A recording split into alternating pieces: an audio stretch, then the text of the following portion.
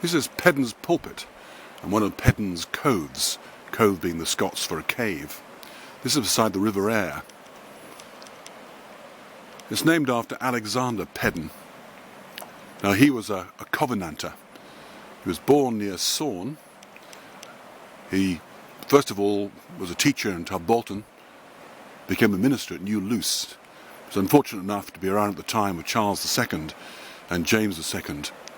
They believed that the king should be head of the church, whilst the Covenanters believed that the congregation should be in charge of how they practice their faith. So a large number of people signed the covenant. Alexander Peden was one of those who followed the principles of it. As a result, he was constantly being hunted down. They held what they called conventicles.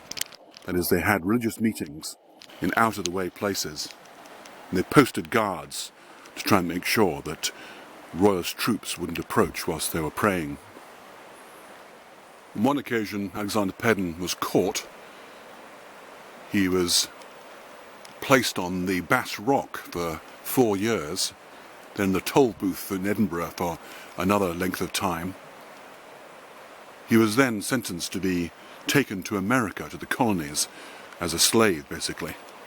However, when they got to London, the ship's captain, when he heard the reason why they're being transported, released them. Peden made his way back to Ayrshire. He then spent his time going from conventicle to conventicle with many narrow escapes. Sometimes he was called the Prophet Peden, because on at least one occasion he prophesied the violent death of another Covenanter adherent.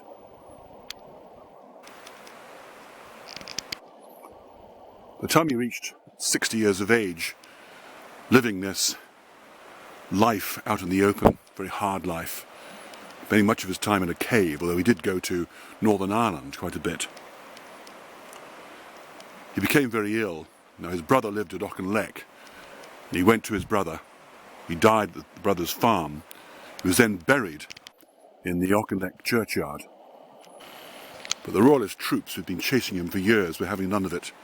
So they dug his body up, and their intention was to hang him, dead though he was. However, this was refused. Instead, his body was buried below the gallows. These were known as the killing times. In many ways, Peden was fortunate, inasmuch as many of the Covenanters had grisly deaths.